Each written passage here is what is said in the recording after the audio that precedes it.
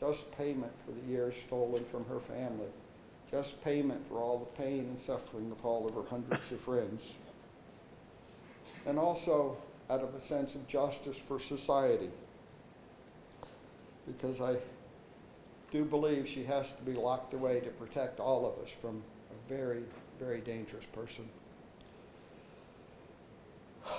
My children and I can only hope and pray that the court will impose a fair and just sentence for this terrible crime that ended the life of one extraordinary person and brought so much suffering to so many others. Now, even 2.5 years after Mary's death, my life still feels empty and hollow.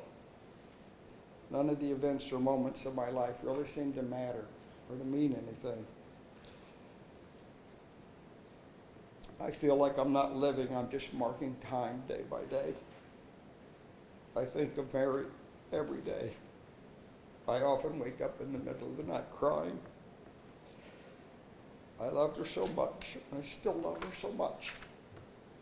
I see pain in my children's eyes every time I'm with them, at a time when they're in the midst of their life and should be excitedly moving forward in hope and anticipation, should be happily raising their families. Our own family life is still stressed almost to the breaking point.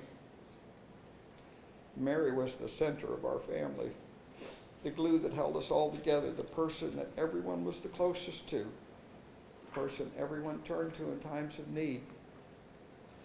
The sense of pain and loss we feel will be part of every moment the rest of our lives. A part of all of us died that day in the hospital with Mary. But Mary's death isn't just a loss for those of us who knew and loved her. It's also a loss for all of those she would have touched if her life hadn't been cut short. Mary was a giving, loving, compassionate person, and she brought light into every life and every situation she touched. The total cost of this one senseless act of murder is almost unimaginable. Yes, Mary was the victim in all this, but I believe that all of us, to one degree or another, are also victims of this murder. The day Mary died, the world lost someone truly, truly good and wonderful. Now the whole world is a little darker without Mary here.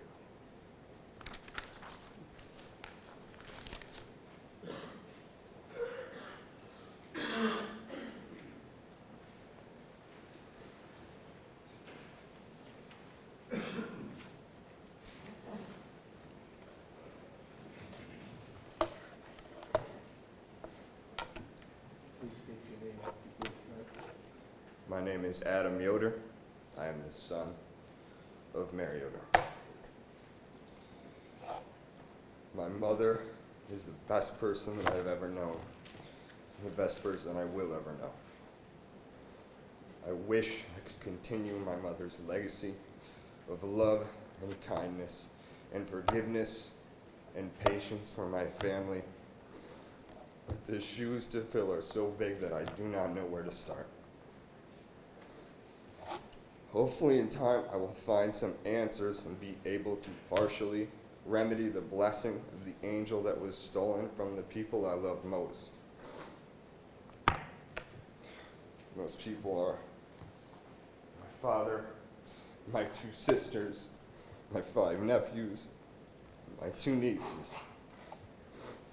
As much as I dream of helping them in any form of lasting happiness now, I know that no matter what, I can never fill the void when we're all desperately fighting to cope. I want the lies about my mother and I having a negative relationship to stop. But more importantly, I want the lies about my parents' relationship to stop. Hands down, my parents had the best marriage I have ever had the pleasure of witnessing. My parents always loved each other unconditionally, as they did with me. And that does not mean that we never had problems.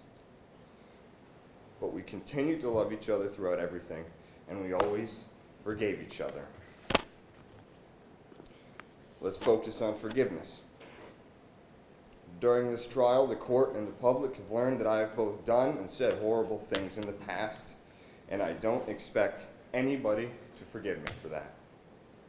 I don't want your forgiveness. I don't deserve your forgiveness.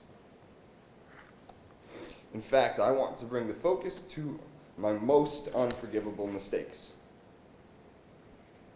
I introduced Kaitlyn Conley to my family. And because I loved her, and they all accepted her and treated her as family, as blood, I convinced my parents through multiple discussions and arguments to hire her at Chiropractic Family Care. I am the reason she met my family, and I am the reason she continued to be a member of my family, even after our romantic relationship had ended. Since this investigation began, I have seen 3 psychologists and 1 psychiatrist. I have now been prescribed multiple medications for sleep, for major depression, for severe anxiety, and for PTSD, all of which have been prescribed for one simple reason: self-hatred. Make no mistake, I hate the defendant. With every bone in my body and every drop of blood in my veins, I hate Kaitlyn Ann Conley because Kaitlyn Ann Conley murdered my mother.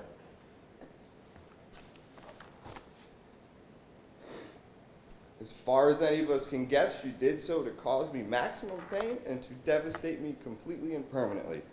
And she did exactly that. In truth, part of the reason I didn't want to make a statement today is because I didn't want to give her that satisfaction. But make no mistake, as much as I hate her, which is more than I ever thought I would be capable of hating anyone, I hate myself infinitely more. I introduced her to my family. I got her a job with my parents. And if I hadn't done those things, my mother would still be alive. And I live with that pain and the torture of that truth. There hasn't been a single day since the first trial where I haven't suffered from that. And I promise every person in this courtroom that I will carry that with me for the rest of my life. Thank you.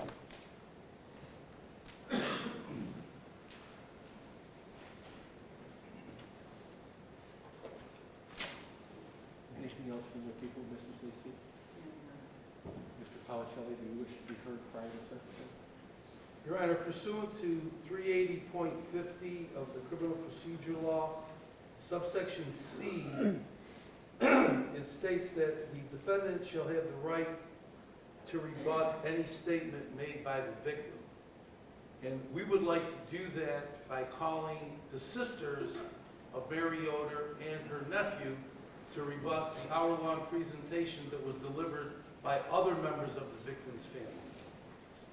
I'm going to deny your request. If you want to have one sister address the issue of sentencing and sentencing only, I will listen to that. I've already denied Kathy Richmond's request to address the court. We're going to keep this to the immediate family, and if you want to have one sister speak on behalf of all of them, I will listen to that. If you don't want to do that, then your request is denied. Well, what I would like to do is perhaps have a sister address to rebut, and then use other evidence to rebut what the other people just said to the court for the past hour.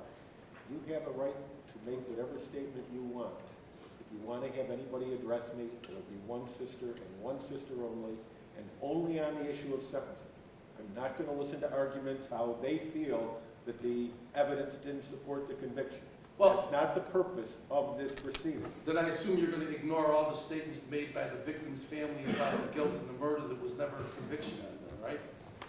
Shelley, you know me well enough to know I will evaluate the material that's been given to me, and the material that's not relevant, I will disregard it. Then what I'll do, I think, is I'll speak and then confer to see if there's a sister that wishes to speak, and then go through the letters, okay? Because the first thing I want to address to the court is that Mr. Bill Yoder kept on referring to this case as a murder case. And we're here for sentencing on a manslaughter charge, not a murder charge. And that's important because the culpability is less for a Class B violent felony than a Class A felony. And the range of sentences decided by the legislature obviously are different. So what we're here to decide is not the fact that a great person died.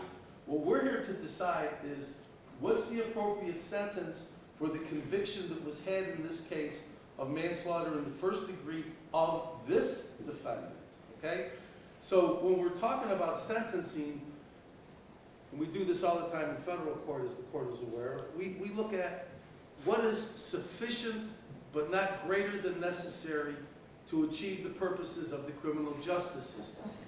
And when we do that, we look at factors such as personal deterrence, general deterrence, rehabilitation, and retribution. Well, in this particular case, in 98% of the cases that go before a court, the person has pled guilty so that you can have acceptance of responsibility, you can have remorsefulness, you can have rehabilitation, and you can have deterrence. But in this particular case, Kaitlyn Conley has proclaimed her innocence throughout. So what this court has to decide, I suppose, based upon the jury finding of guilt of a Class B violent, does the court can sentence her anywhere from a 5-year determinate sentence to a 25-year determinate sentence. And the only factor that was mentioned by the prosecution, that's their witnesses, that's even relevant to sentencing is retribution. Every death case has a decedent that the family of the decedent gets emotional about, or else it wouldn't be a death case. Of all the homicide cases we've had, you're always going to have a dead person. And you're going to have family members who are going to be very sad and eulogize the dead person. But you can't punish somebody more because they killed or caused the death of somebody who was a pillar of the community any more than you can for somebody who may take the life of a 2-bit drug dealer on the streets. Okay, so the type of person who is the decedent in a death case really doesn't matter that much. You have a death case. That's what the legislature contemplated when they decided to have a law called manslaughter in the first degree. So all of this appeal to premeditated murder, she's a murderer, the jury said she wasn't guilty of murder. So we don't even have to consider that. We have to consider manslaughter. And in considering all the factors that you have to consider, we have a pre-sentence report that the probation department submitted to the court that contained about 25, 30 letters of support for Kaitlyn Conley. And the support they give is because the court has to sentence the individual. And there are character traits of the individual, just like the Yoder said, that belie any belief that she could have committed such a crime as this, given the character that she possesses. And the character of the